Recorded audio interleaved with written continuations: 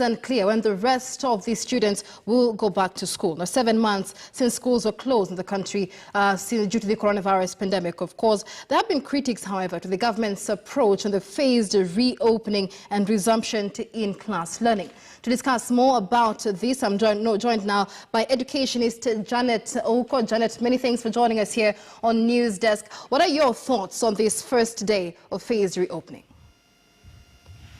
Thank you very much for having me. I am one of those proponents of saying that there was no rationale at all for continued keeping children at home. We're really excited to see that government finally thought about it wise to open schools, although partially. We are really waiting to see how the lessons of this partial opening then will very quickly inform the full opening of the schools. But having said that, let me also thank the Cabinet Secretary for really addressing the very pertinent issues that really ought to come with the reopening. Why? Because we know that households have been really affected financially and in so many other senses of the word.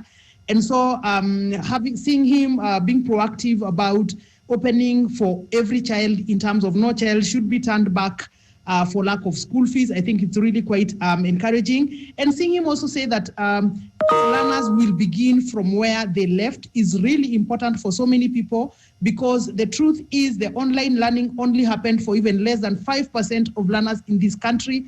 And therefore, we cannot use that to marginalize other learners. And it's good to see guidelines being given to schools that we want to begin from where we left, irrespective of whether you had online lessons, going on. And also, it's really exciting to see him reaching out to partnerships. It's sort of an admission that really government cannot be able to do everything. So he's reaching out to partnership, corporates, please come in, whatever it is that you can be able to do to just ensure that all of us are fighting COVID together. That would be very good. But I think today I've received more than 20 calls, from parents, and they have one major concern. They've opened for the candidate classes, and so there are many parents, especially those that attend the private schools, and I wouldn't really want us to think that the issue of private schools in this country only affects the rich. That is not true. We have parents in this country who are really just making sacrifices. Why? Because there is no space in the public schools, and our public schools cannot accommodate everybody. But this morning, they've been hit with fee structures, a lot of them 40,000, 30,000. They may not be able to afford. They want to transfer their children from that institution to an institution that maybe fits their current financial status. But the big question is about the Kenya National Examinations Council registration, and parents are being forced to hold their children in schools that maybe they cannot afford just because of the registration. It will be really good for the ministry to come out on this so that they can advise parents on what do you do, because honestly, there are parents that feel that we cannot afford the 40,000 now, but if we took you to a facility that charges 10,000 or thereabout, then we can be able to manage. I think that is the biggest concern of parents today, and even parents that are saying that, look, I was in Nairobi, my child used to go to school in Nairobi, I lost my job, I am in the village now, so what can I do? I'm being turned away from the school in the village. What do I do? I think that is the most critical question that parents are now asking, and would really want the NEC or the minister to come out and address this question. All right, and very important there, because even the Ministry of Education had said it had paid registration fees for all candidates, that is for KCSE and KCPE as well. But even as we wait for the ministry to address that very important issue, Janet, let's talk about when the rest of the learners will go back to school, because we have a new calendar out. National examinations are likely to take place sometime in March of 2021. What happens to the rest of the learners? Do they lose an entire academic year and begin afresh in January?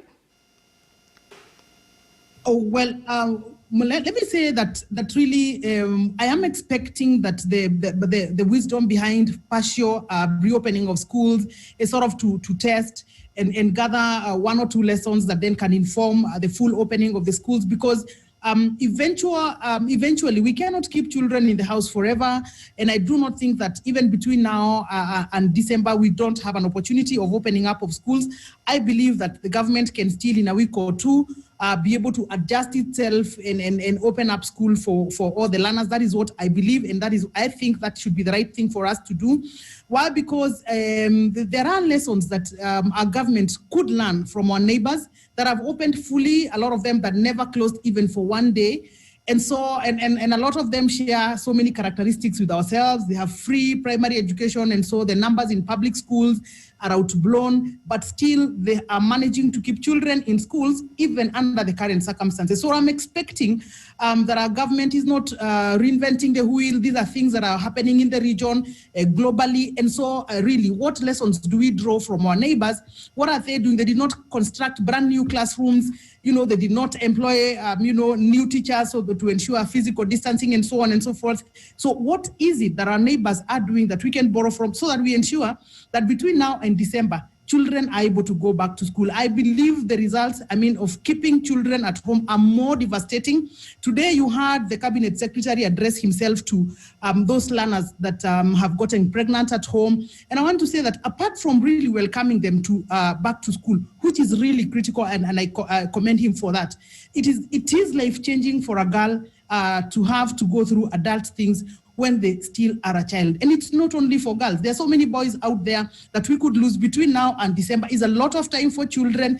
We would want children to be in spaces that are comfortable for them. And it is not only for the learners of, the higher classes. We're even talking about the small children at home who don't even have opportunities for online learning. So I think the sooner the government learns whatever it is learning and open schools for children, so that all of us can grow together, all of us can overcome this challenge together without exposing children to a lot of harm, even psychologically, so that we are able to move together very quickly.